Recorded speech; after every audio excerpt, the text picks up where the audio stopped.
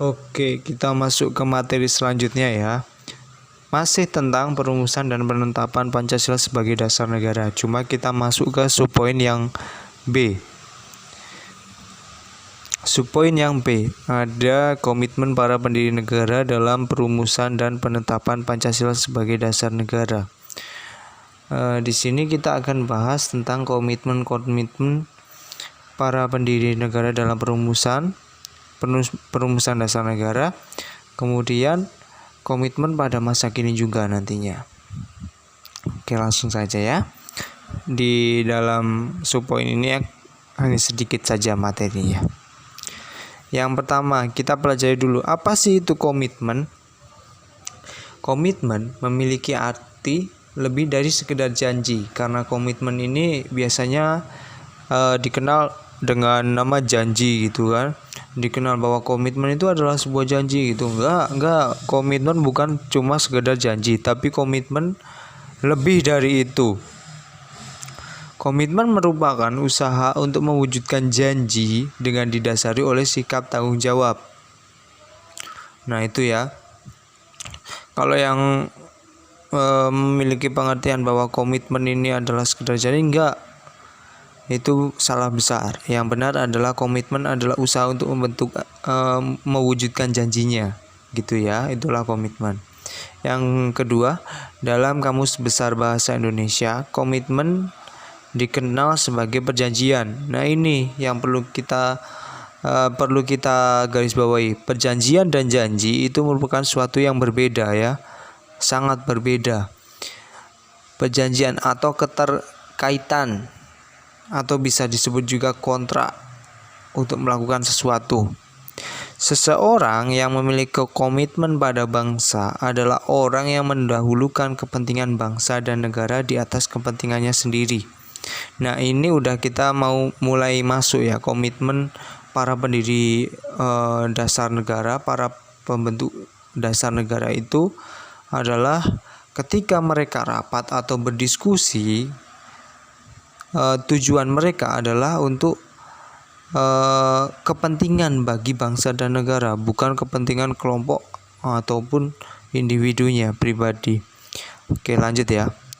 Komitmen para perumus dasar negara dapat diartikan sebagai ikrar. Ikrar dalam hal merumuskan dasar negara dengan sebaik-baiknya.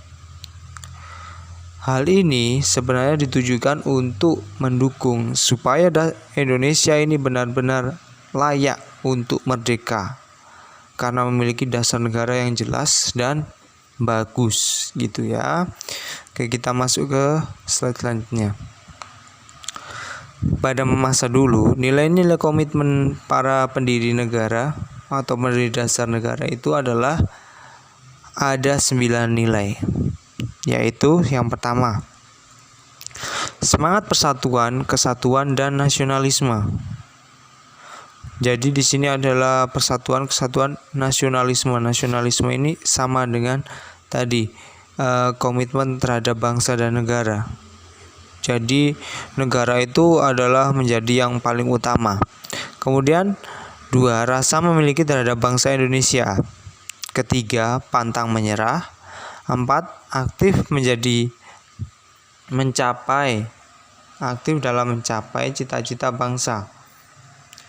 Kemudian cita-cita bangsa ini adalah merdeka, bersatu, berdaulat, adil dan makmur.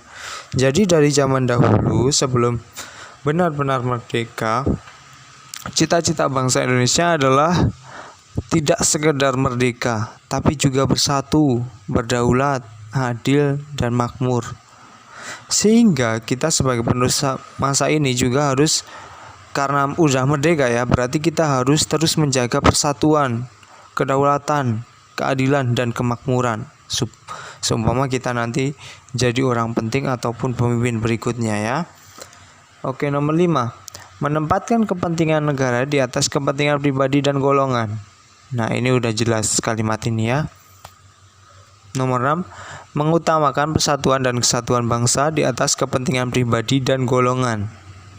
Nomor 7, mengedepankan musyawarah, menghargai pendapat orang lain, tidak melaksanakan pendapatnya sendiri.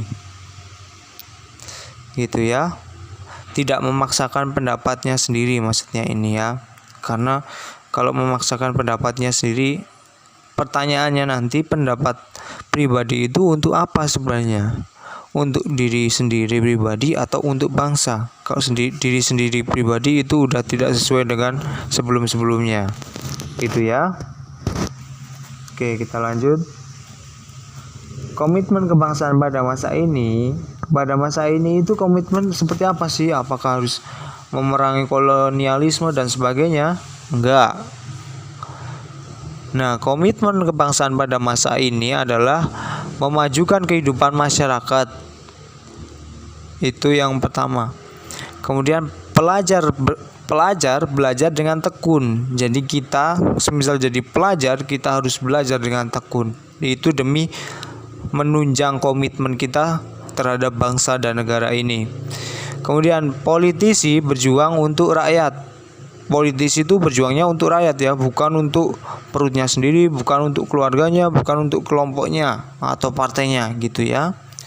Kemudian guru mendidik muridnya. Nah, ini guru-guru itu benar-benar mendidik muridnya, bukan cuma